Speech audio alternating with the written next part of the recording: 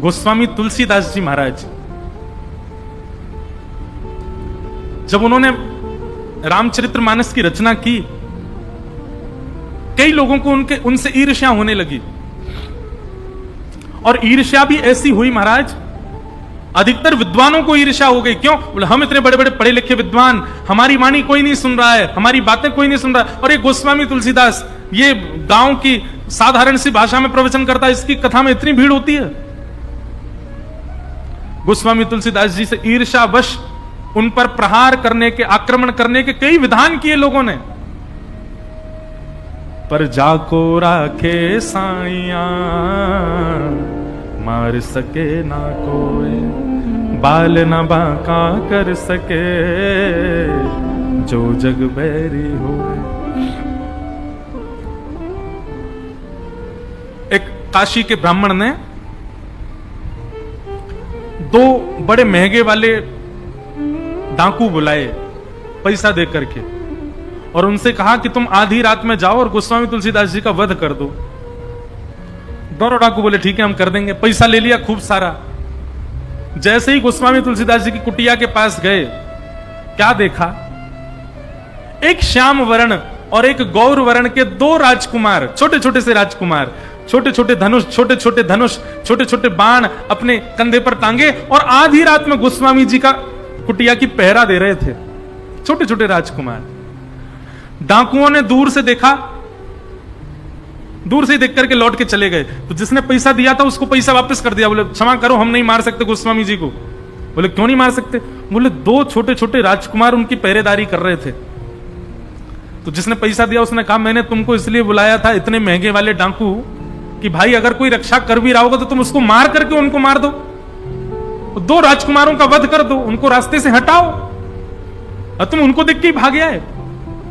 दोनों डाकू नेत्र बंद करके बैठ गए। बोले कि अरे उनका रूप क्या बताएं तुम्हें, ऐसे कमल जैसे नेत्र, ऐसी सुंदर लंबी नुकीली नाक, ऐसे सुंदर अधर, आहा ग्रीवा देख करके तो मन हो रहा था कि गले से लगा लें। ऐसे सुंदर सुंदर गदमदरा से हाथ, ऐसी सुंदर चाल, घुंघराले केश। अरे भैया उनको देख के डर के वापस नहीं आए हम तो गोस्वामी जी के पास वापस जाएंगे और जाकर के उनकी शरण में जाके कहेंगे कि उन दोनों राजकुमारों से हमें मिलवाओ।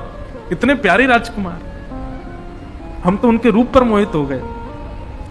दोनों डाकुओं ने पैसे वापस कर दिए और दूसरे दिन गोस्वामी जी की कुटिया पे पहुंच गए और जाकर के कह दिया, बोले हमें अपनी शरण में ले लो, अपना शिष्य बना लो। गोस्वामी जी बोले काय को शिष्य बनना है? बोले आपके शिष्य बन जाएंगे तो आपके संग रहेंगे, आपके संग रहेंगे तो आपके बाहर जो दो पहरेदार रहते हैं ना रात में, उनको देखने का अवसर मिल जाएगा। गोस्वामी जी बोले कौन से दो पहरेदार? बोले आप जब रात्रि में सोए थे कल, हम दोनों डाकू आपको मारने के लिए आए थे, उस समय दो राजकुमार आपकी पहरेदारी कर रहे थे, एक श्याम वर्ण के, गौर वर्ण के, दोनों के धनुष बाण लगा था। आहा नव कंज लोचन कंज मुख कर कंज पद कंजारुण, श्री रामचंद्र कृपालु भज मन, हरण भव भय दारुण।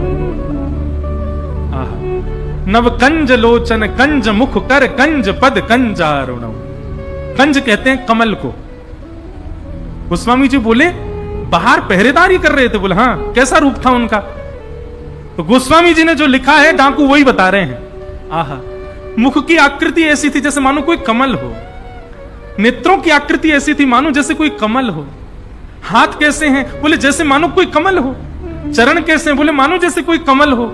सर्वांगीण अंग कैसा है? मानो जैसे कोई कमल का मतलब कमल की कांति, कमल का सौंदर्य और कमल का स्पर्श, सब कुछ बहुत अद्भुत होता है। कमल को कभी छू के देखो। दुनिया में सॉफ्टनेस जिसे कहते हैं ना, उसकी सबसे अधिक मात्रा होती है कमल में। उतना कोमल होते हैं ठाकुर जी, उससे भी अधिक कोमल है। ये सामान्य संसार के कमल इतने कोमल, तो साक्षात कमलपति, कमलापति श्री ठाकुर जी कितने कोमल होंगे। गोस्वामी जी के नेत्र सजल हो गए और कहा मैंने कोई पहरेदार नहीं रखे हैं, मैं जिनका यश गाता हूं, ऐसे ठाकुर जी को पता चल गया होगा कि तुम दोनों मुझे मारने आ रहे हो, तो वही रक्षा करने आए थे। अरे धन्य भाग्य भैया तुम दोनों ने जीवन में जरूर कोई पुण्य किया होगा जो तुमको साक्षात राघवेंद्र सरकार के दर्शन हो गए। दोनों डाकू मन में विचार करने लगे, जीवन भर डकैती करी हमने, जीवन भर गलत काम किए हमने, लेकिन केवल गोस्वामी तुलसीदास जी को मारने की सुपारी मिली और हमने स्वीकार कर ली, यह भी पुण्य में परिवर्तित हो गया और राम जी के दर्शन हो गए हमको। तो ईर्ष्या नहीं। ऐसा प्रसंग आता है गोस्वामी जी के भाव में कि जब बहुत अति हो गई, गोस्वामी जी पर बहुत ज्यादा ईर्ष्या करने लगे लोग, तो गोस्वामी जी काशी छोड़ करके चले गए। और जैसे ही काशी छोड़ करके गए, तो जिन जिन लोगों ने गोस्वामी जी को प्रताड़ित किया, उन सबको काशी विश्वेश्वर भगवान विश्वनाथ भगवान ने महाकाल रूप में दर्शन दिया। त्रिशूल लेकर के, त्रिनेत्र खोल करके, भयंकर क्रुद्ध में भर के दर्शन दिया और दर्शन देते हुए कहा, अभी जाओ, जाकर के चरणों में क्षमा मांगो गोस्वामी जी से और उनसे कहो कि वो वापस काशी आए। यदि गोस्वामी जी काशी लौट करके नहीं आए तो नूतन प्रलय हो जाएगा, सब जल करके राख हो जाएगा। तो ईर्ष्या तो कभी करनी नहीं है, और कहीं गलती से भी ईर्ष्या आप किसी वैष्णव से करने लगे तो स्थिति क्या होगी अभी सुन लीजिए आप। आपको क्या पता आप जिससे ईर्ष्या कर रहे हो, कहीं वो वैष्णव हुआ तो, कहीं वो भक्त हुआ तो आपके भाव नष्ट हो जाएंगे, आपकी भक्ति नष्ट हो जाएगी। इसलिए ईर्ष्या का दोष चित्त से निकालो। निर्मत्सराणाम सताम, मात्सर्य दोष से रहित जब तक नहीं होंगे हम, तब तक भागवत के अधिकारी नहीं बन सकते। वैद्यम वास्तवमत्र वस्तु शिवदम तापत्रयोन्मूलनम। श्रीमद् भागवत सुनने से क्या प्राप्त होगा? आप कहोगे मुक्ति प्राप्त होगी। मुक्ति बाद का विषय है। श्रीमद् भागवत सुनने से क्या प्राप्त होगा? धन, ऐश्वर्य, संपत्ति, सुख, समृद्धि नहीं।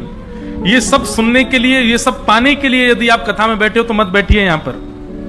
धन, वैभव, संपत्ति, सुख, समृद्धि आदि पाने के लिए कथा में मत बैठिएगा, क्योंकि कथा से आपको ये सब नहीं मिलेगा। श्रीमद् भागवत तो केवल एक वस्तु की प्राप्ति कराती है। कौन सी वस्तु? अस्ति स्वस्तरुणी कराग्र विगलत कल्प प्रसूना प्लुतम वस्तु प्रस्तुत वेणुनाद लहरी निर्वाण निर्व्याकुलम स्रस्त स्रस्त निबद्धनी विविलसद गोपी सहस्त्राव्रतम हस्तन्यस्तनतापवर्गमखिलोदारम किशोराकृति। त्रिभंग लली, दोनों पैर जिन्होंने ऐसे टेढ़े किए हैं, कमर टेढ़ी करी भई है, अपनो सिर झुका रखो है, अधरन पर कोमल वंशी धारण करके अपनी कोमल उंगलियों से उसके छिद्रों के आच्छादित कर रहे हैं। कमल नेत्र भगवान बार बार नेत्र खोल रहे हैं, बंद कर रहे हैं, गले में वैजंती माला पहनी है। ऐसे त्रिभंग लली श्याम सुंदर आपके अपने हो जाएंगे। केवल ये मिलेगा भागवत जी से, और कुछ नहीं मिलेगा। वो श्याम सुंदर अपने लगने लगेंगे।